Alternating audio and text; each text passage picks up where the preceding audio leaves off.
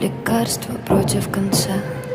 Я в зеркале вижу себя словно тень, и братство крепчает за моей спиной. Союз закаленных по духу людей, но только не каждый вернется домой. И в венах течет благородство отца, но время не лечит, а только летит. И я стала всадником вместо песца, и если не сдамся, то мы победим.